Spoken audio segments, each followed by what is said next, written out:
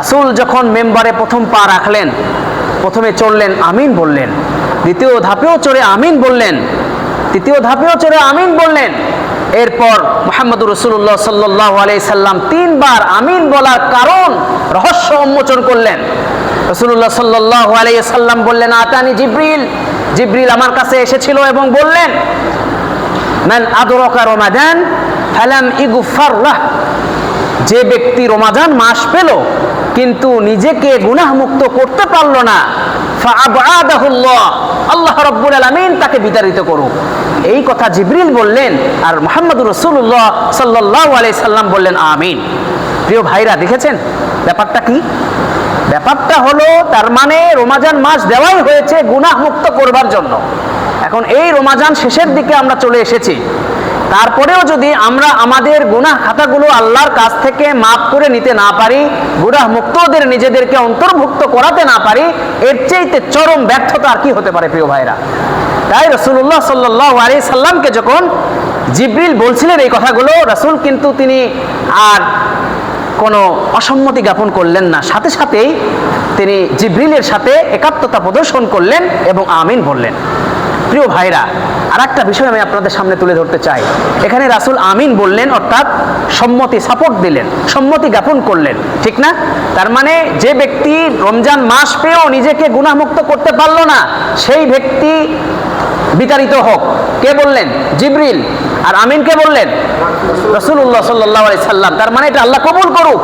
প্রিয় ভাইরা, অন্যদিকে তায়েফের ঘটনা আপনারা জানেন কি জানেন না? তায়েফে যখন বিশ্বনবী মুহাম্মদুর রাসূলুল্লাহ সাল্লাল্লাহু আলাইহি সাল্লাম তিনি ইসলামের দাওয়াতি মিশন নিয়ে তিনি যখন গিয়েছিলেন, একটা বুক ভর্তি আশা নিয়ে সেখানে গিয়েছিলেন। উদ্দেশ্য ছিল সেখানকার যারা গোত্রপতি, গোত্রপ্রধান আছে আর কি, ওই সমস্ত সর্দারদের কাছে গিয়ে তিনি তাওহীদের দাওয়াত দিবেন। তো ঠিক তাদেরকে যে যখন তাওহীদের দাওয়াত দেওয়া হলো, তারা সেই দাওয়াত তো গ্রহণ করলেন না, প্রত্যাখ্যানই শুধু করলেন না, পাশাপাশি রাসূল যখন ফিরে চলে যাচ্ছিলেন, তখন সেই সমস্ত তায়েফবাসীদের যে সমস্ত সর্দাররা ছিল, তারা দুষ্ট যুবক এবং বালকদেরকে মুহাম্মদুর রাসূলুল্লাহ সাল্লাল্লাহু আলাইহি সাল্লামের পিছনে লেলিয়ে দিল এবং তারা গালিগালাজ করলো, বলল যেখান থেকে তুমি বিতাড়িত হয়ে যাও, চলে যাও বিশ্ব নবীকে। শুধু তাই নয় প্রিয় ভাইরা, রাসূলকে পাথর নিক্ষেপ করলো।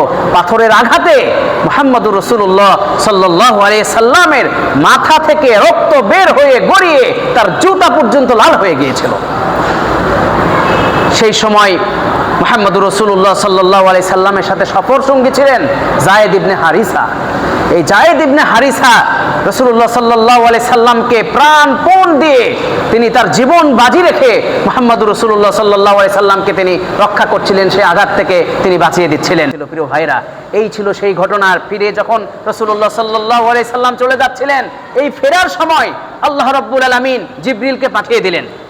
জিবরিল এসে বললেন যে মুহাম্মদ সাল্লাল্লাহু আলাইহি ওয়াসাল্লাম, আমি আপনার অনুমতি প্রার্থনা করছি, আপনি অনুমতি দেন, তাহলে আমি মক্কার সবচাইতে বড় দুটি পাহাড় দিয়ে এই তায়েফবাসীদের উপর নিক্ষেপ করে তাদেরকে আমি ধ্বংস করে দেই। কিন্তু রাসূলুল্লাহ সাল্লাল্লাহু আলাইহি সাল্লাম তখন অনুমতি দেননি, অর্থাৎ আমিন বলেননি।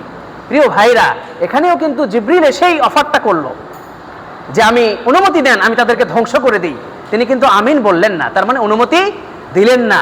অন্যদিকে এখানে রাসূলুল্লাহ সাল্লাল্লাহু আলাইহি সাল্লামের কাছে এসে যখন জিবরিল বললেন, যারা রমাদান মাস পেল কিন্তু নিজেকে গুনাহমুক্ত করতে পারল না, তারা বিতাড়িত হোক, সাথে সাথে মুহাম্মদুর রাসূলুল্লাহ সাল্লাল্লাহু আলাইহি সাল্লাম সম্মতি জ্ঞাপন করলেন এবং আমিন বললেন। তাহলে কি ব্যাপার প্রিয় ভাইরা? অথচ এখানে তো রাসূলুল্লাহ সাল্লাল্লাহু আলাইহি সাল্লাম মিম্বারে পা রাখছেন, বসছেন, এখানে তো রাসূলুল্লাহ সাল্লাম আঘাতপ্রাপ্ত হননি, ক্ষতবিক্ষত হননি, তারপরেও জিবরিল আমিনের সাথে তিনি একাত্মতা প্রদর্শন করলেন। অন্যদিকে তায়েফবাসীরা রাসূলকে রক্তাক্ত করলো, পাথর মারলো, রক্ত বেয়ে বেয়ে তার জুতা পর্যন্ত লাল হয়ে গেল। এত কষ্টের মধ্যেও তাদেরকে ধ্বংসের ব্যাপারে যখন জিবরিল এসে অফার করলো, এখানেও জিবরিল বলল, এখানেও জিবরিল বলল, এখানে রাসূল আমিন বললেন, কিন্তু এখানে রাসূল ব্যথা পাননি, কষ্ট পাননি। এখানে রাসূলকে রক্ত বের করে দেওয়া হলো, তিনি নির্যাতনের শিকার হলেন, কষ্ট পেলেন। এখানেও জিবরিল সেই প্রস্তাবটা দিল, কিন্তু রাসূলুল্লাহ সাল্লাল্লাহু আলাইহি সাল্লাম আমিন বললেন না। প্রিয় ভাইরা, এর কারণ কি? এভাবে কি কখনো আমরা বিশ্লেষণ করে দেখেছি প্রিয় ভাই? আমরা কিন্তু দেখিনি। আমি যতটুকু স্টাডি করেছি এ ব্যাপারে, আমি যেটা বুঝেছি, আমার কাছে মনে হয়েছে প্রিয় ভাই, ওরা তো হচ্ছে কাফের। ওরা কি? কাফের। ওরা তো নবীর দাম জানে না, নবীর কদর তারা বোঝে না। তাদের তো দ্বীন এবং ইসলামের যে আলো, হেদায়েতের যে আলো, সেই আলো তো তাদের মধ্যে নেই। তাদের মধ্যে আছে কুফুরির অন্ধকার। সুতরাং সে ভুল করতে পারে, কিন্তু আমরা হচ্ছে মুসলিম উম্মাহ, মুসলিম সন্তান। তোমরা আল্লাহকে জানো, রসুলকে চিনো, রসুলের কদর বোঝো, তারপরেও তোমরা কেন রমজান মাস পেয়ে তোমরা নিজেকে গুনাহমুক্ত পারলে না? রমজানের মতো একটা পবিত্র বরকতপূর্ণ মাস পাওয়ার পরেও কেন তোমরা নিজেদেরকে গুনাহমুক্ত করতে পারলে না? এই জন্য রাসূল এখানে আমিন বললেন, কারণ তোমাদের কাছে ঈমান এবং হেদায়েতের আলো আছে, ওদের কাছে ঈমান এবং হেদায়েতের আলো নেই। তাদের ভুল হতে পারে। প্রিয় ভাইরা, আপনি যদি দিনের সুন্দর এই আলোর মধ্যে যদি আপনি একটা গর্তের মধ্যে পড়ে যান, উষ্টা খান, আশেপাশের লোক কি বলবে? যে ভাই, এটা একটা কথা হইলো? আপনি দিনের এই মানে এত চমৎকার আলো, এই আলোর মধ্যে আপনি উষ্টা খাচ্ছেন, এই আলোর মধ্যে আপনি গর্তের মধ্যে পড়ে গিয়েছেন, আপনি কি দেখেন না? এটা বলবে কিনা? আর কোনো ব্যক্তি যদি রাতের অন্ধকারে উষ্টা খায় এবং গর্তের মধ্যে পড়ে যায়, সবাই মেনে নিবে, বলবে যে না, এটা স্বাভাবিক ব্যাপার। হতেও পারে, কারণ তার মধ্যে তো কি নাই? আলো নাই। তো প্রিয় ভাইরা, দেখুন, ওরা হচ্ছিল কুফফার, ওদের কুফফার এবং মুশরিক এবং কাফেরদের সেই হচ্ছে কি আছে? অন্ধকার আছে। তাদের মধ্যে অন্ধকার আছে, আলো নেই, হেদায়েতের আলো নেই। কিন্তু মুসলিম সন্তান, মুসলমানের সন্তান যারা আমরা, আমাদের মধ্যে হেদায়েত আছে। আমরা রসুলকে চিনি, আমরা আল্লাহকে বিশ্বাস করি, আমরা তাওহীদের স্বীকৃতি দিয়েছি, আমরা রমজানে রোজা রাখি। তারপরেও তোমরা কেন রমজান মাস পাওয়ার পরেও নিজেকে গুনাহমুক্তদের অন্তর্ভুক্ত করতে পারলে না? তাই জিবরিল যখন রাসূলকে বললেন, রাসূল দেরি করলেন না, সাথে সাথেই বললেন আমিন। প্রিয় ভাইরা, আশা করি বুঝতে পেরেছেন। আল্লাহ রাব্বুল আলামিন এই রমজানের শেষ প্রান্তে এসেছি। রমজানকে আমরা বিদায় দিয়ে দিচ্ছি প্রিয় ভাইরা, কিন্তু রমজানকে বিদায় দেওয়ার সাথে সাথে দয়া করে আপনারা কেউ সিয়াম, কিয়াম, কোরআন এবং তাকওয়াকেও বিদায় দিবেন না।